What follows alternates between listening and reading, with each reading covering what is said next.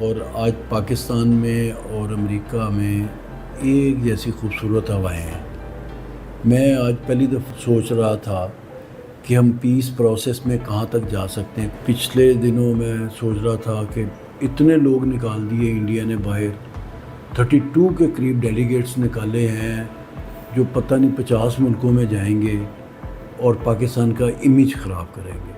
پھر میں نے دیکھنا شروع کیا تو مجھے بڑی حیرت ہوئی۔ میں نے ڈائلاگ سنا اسد الدین اویسی کا۔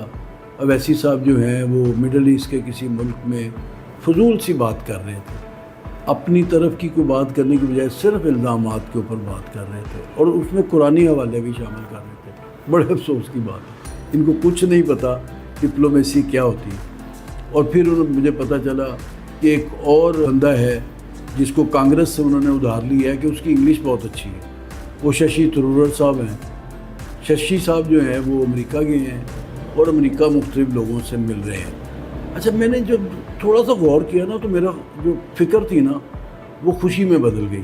مجھے اندازہ ہو گیا یہ سارے ڈیلیگیٹس ناکام آئیں گے، کیونکہ یہ بیٹھتے اپنوں میں جا کے ہیں، ڈائسپورا اکٹھا کر لیتے ہیں انڈینز کو اور کھابے کھا رہے ہیں۔ خود انڈین چینلز نے بتایا کہ کون کون جو ہے وہ مساج سینٹروں اور کلبز کی طرف جا رہا ہے۔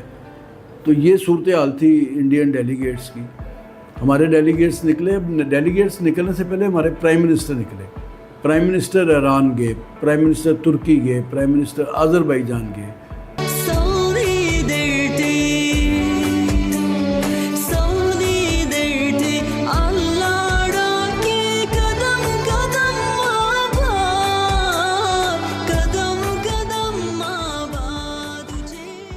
پرائم منسٹر ہمارے روس گئے تو پتہ چل گیا کہ ہمارا سٹائل کیا ہے، ہم نے ڈپلومیسی کس طرح سے کرنی ہے۔ اور آج 4 جون کو میں نے لائیو دیکھا، بلاول بھٹو زرداری صاحب جو ہیں وہ گفتگو کر رہے ہیں۔ یونائٹڈ نیشن کا ایک ہال ہے، اس میں انہوں نے پریس کانفرنس کرنی اور انہوں نے اسٹیٹ کو 17-18 منٹ کی گفتگو کی اور بہت خوبصورت انگلش میں، بہت ان کا میں نے نیا گیٹ اپ دیکھا ہے، اسمارٹ ہوئے ہیں اور وہ ایک منجے ہوئے ڈپلومیٹ لگ رہے ہیں۔ انہوں نے اپنی گفتگو شروع کی، ان کی ڈریسنگ بڑی کمال تھی۔ کویسچن آنسر سیشن میں پتہ چلا کہ یہ بڑے اہم لوگ تھے جو بھی بیٹھے ہوئے تھے، ان میں ہمارے مصدق ملک صاحب بھی تشریف فرما تھے۔ بلاول نے گفتگو کے بعد کویسچن آنسر سیشن بھی رکھا ہوا ہے، اور کویسچن آنسر سیشن یہ لوگ تو رکھتے ہی نہیں ہیں۔ ان کے جتنے ڈیلیگیٹ جہاں بھی گئے ہیں انہوں نے کوئی میڈیا کے سوالات کا سامنا نہیں کیا، اور خود ان کے پرائم منسٹر مودی صاحب بھی جو ہیں وہ بس بڑے بڑے جلسوں میں جا کے خطاب کرتے ہیں اور نوجوانوں کو، پاکستانی نوجوانوں کو منتخب کر کے کہتے ہیں کھانا کھاؤ، روٹی کھاؤ یا پھر میری گولی تو ہے ہی، یعنی ڈائلاگ بول رہے ہیں۔ اس میں مجھے خوشی ہوئی، بلاول صاحب نے بہت سنجیدہ گفتگو کی۔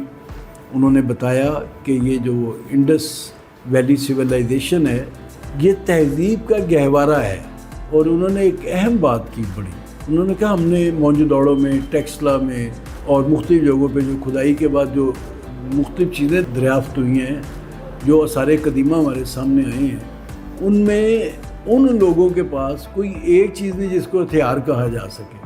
برتن ہیں، زیور ہیں، کچھ اور چیزیں ہیں، لیکن ایسا نہیں ہے۔ پوری مکمل سویلائزیشن تھی لیکن وہ ہتھیار کے بغیر تھی۔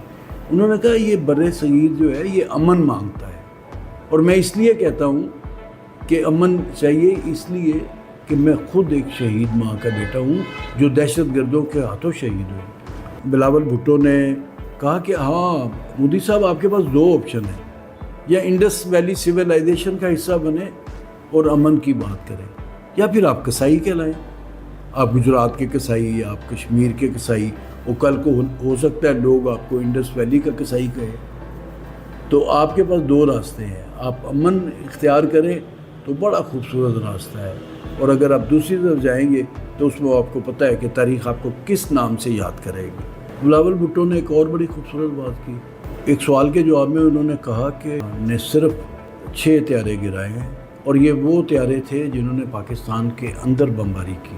20 ہم نے لاک کیے ہوئے تھے، 20 ہمارے ہدف میں تھے، ہم 20 اڑا سکتے تھے لیکن ہم نے 6 گرائے، اور یہ وہ طیارے تھے جنہوں نے سویلینز کے اوپر بچوں پہ، عورتوں پر بمباری کی ہے، یہ وہ طیارے ہم نے گرائے ہیں۔ ایک خاتون تھی ٹرکش نیوز میڈیا سے، ان کے ایک سوال کے جواب میں جب انہوں نے کہا کہ آپ نے ترکی کے بنے ہوئے ڈرون استعمال کیے ہیں تو آگے کیا پروگرام ہے، انہوں نے کہا جی ٹرکی ہمارا بھائی ہے اور ہمارے اس طرح کا بزنس جو ہے ان سے چلتا رہے گا۔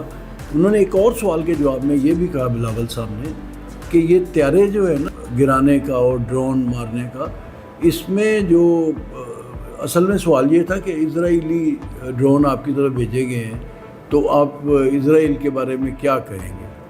تو اس میں بہت خوبصورت بات کی، کھلکھلا پڑے لوگ بھی، آپ بھی سنیں گے تو ہنسیں گے۔ انہوں نے کہا یہ مودی صاحب جو ہے نا یہ نتن یاہو کا ٹیمو ہے، ٹیمو ورژن ہے۔ ٹیمو ورژن سے مراد آپ سمجھتے ہیں آج کل وہ ایک ایپ ہے جو چیزیں بیچنے کے لیے استعمال ہوتی ہے، OLX کی طرح کی چیز۔ تو ٹیمو ورژن جو ہے نا انہوں نے مودی صاحب کو کہہ دیا۔ ایک بات بہت زیادہ اہم ہے، انہوں نے کہا دہشت گردی ختم کرنی ہے تو دونوں ملکوں کی ایجنسیوں کو مشترکہ طور پہ کام کرنا چاہیے، ہم اس کے لیے تیار ہیں۔